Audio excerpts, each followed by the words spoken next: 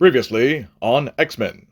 Hello everyone, I'm back with another quick First Impressions streaming review for you. And today I'm going to be taking a look at X-Men 97. Yes, the long-awaited, long-anticipated revival of the original Fox Kids show from back in the 90s, and comic book fanboys like me really loved it because it was very close to the original Chris Claremont adaptations. You know, some different characters here and there, but really they were the best adaptations of those comics. They did much better than the live-action movies have done thus far. Of course you can do a lot more with animation, but anyway, this show is excellent. Okay, yeah, sorry, I had to use that word. It's really good. The new X-Men 97, it picks up, I guess, about a year later. Jean is pregnant. Yeah, there's things we know from the trailers. I'm not going to spoil anything here, okay? No spoilers at all. It's just a first impressions review. They dropped the first 2 episodes, and then I guess weekly we'll get the next episode, every week until May 15th. And they're already planning a second season because the reviews are, well, they're high up there. So I definitely say, I mean, if you love this show from back in the day, in the 90s, from 92 to 97, then you must watch this. And X-Men 97 is really dealing with certain things that are happening, especially in terms of the challenges that come their way after the loss of Charles, who was blasted off into space by his girlfriend, Lilandra, in order to save his life, because he was hit with some kind of a weapon by Gyrich, and there was nothing they could do. Earthly medicines wouldn't do. So Xavier is gone and presumed dead, okay? So that's the premise there. And in the trailer, we see Magneto was the beneficiary of Charles's estate, since he was his best friend and also his best enemy as well.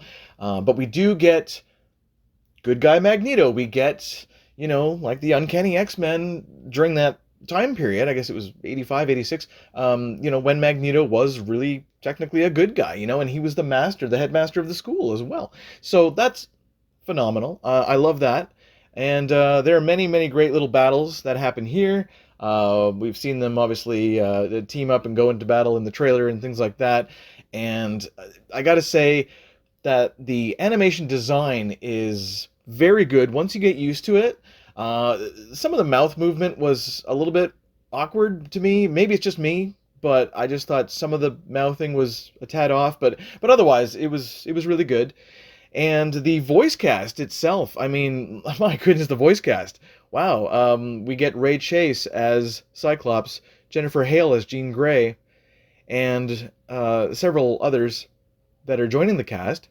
AJ Locascio as the new voice of Gambit, and Holly Shu as Jubilee. And there's a whole bunch of great cast members here. Matthew Watterson takes over as Magneto, and he does a fantastic job. I was really, really impressed with him.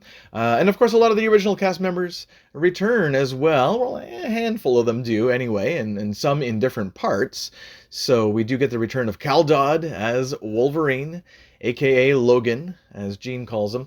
Allison Seeley Smith returns as Storm, Ororo Monroe, and Lenore Zahn as Rogue, and George Buza as Beast. And those 4 voices alone are iconic to me. I think they're unforgettable, absolutely perfectly cast, and I'm so glad that they brought them back and didn't go with new people. However, we do get Catherine Disher, the original voice of Jean Grey. She's in another role, Valerie Cooper, who is a character from the comics, and that's fantastic. Chris Potter is also reportedly going to play Cable, so Chris Potter was the original voice of Gambit. So really, really cool that we're going to get, other actors in different roles. Allison Court, the original Jubilee, she'll be back as well. So that's really cool. Jeff Bennett, there's a few recognizable names there, certainly. Morph is, of course, a main regular member of the team once again, and he's got a different look this time around, but that's cool. So, yeah, this is just a wonderful job here by Disney Plus in episode 1. Certainly, the premise is all about these haters of mutants, that are protesting, and they want to continually hurt the X-Men. But it actually has more to deal with Roberto, who is Sunspot. Sunspot is another character from the New Mutants days and everything. So, yeah, so that's all I'm gonna say. I mean, that's all I'm really gonna say is that like Roberto isn't really impressed, but he is hunted by the Friends of Humanity. That's what they're called, these mutant haters. And that's the main premise of episode 1. And like I said, Magneto could turn into a good guy, as we've kind of seen there from the trailers. So that's all I can say about it. Nothing else to say about X-Men 97 other than watch it. Just watch it, because they all did a fantastic job on this show. So far, so good, guys. What did you think of X-Men 97? Let me know in the comments below.